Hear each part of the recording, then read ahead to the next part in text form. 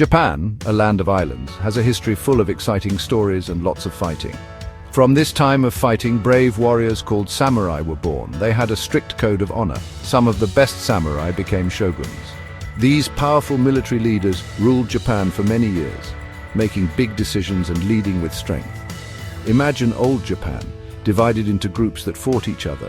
The emperor, though important, didn't have much real power. The shogun was the one in charge of the armies, made agreements with other groups, and kept things peaceful by being strong, loyal to their shogun. The samurai were like the backbone of this system. Their swords showed everyone how powerful they were. The word shogun started being used between 794 and 1185. At first, emperors chose shoguns to stop rebellions and protect Japan. But as the shoguns got stronger, they wanted more power.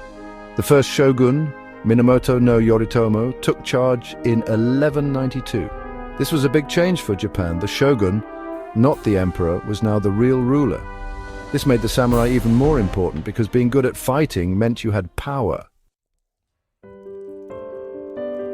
Samurai were more than just fighters. They had to be disciplined, smart, and follow Bushido, the way of the warrior. This code told them to be loyal, honorable, brave, and willing to give up their lives for what they believed in. A samurai's job was to serve his master and follow these rules. They practiced with swords, bows and arrows, and horses all the time. They were always ready to defend their master and their honor, even if it meant dying. If a samurai broke the Bushido code, he would be very ashamed. This was worse than death. The history of shogun samurai is full of big battles. One famous fight was the Genpei War. Between 1180 and 1185, two big families, the Minamoto and the Taira, fought to control Japan. This war made Minamoto no Yoritomo famous. He was a great leader and Japan's first shogun. Another important battle was the Battle of Sekigahara in 1600. Tokugawa Ieyasu won this battle and started a time of peace called the Edo period, which lasted from 1603 to 1868.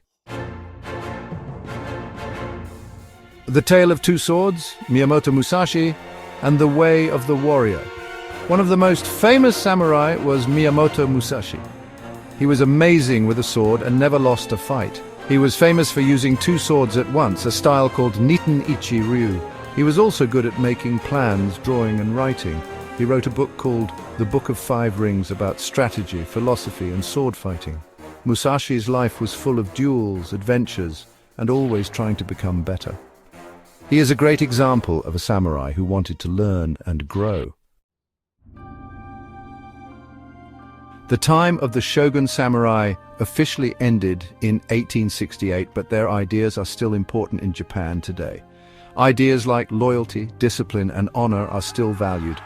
You can see the samurai spirit everywhere in Japan, from how hard people work to martial arts like kendo and aikido, which came from samurai training.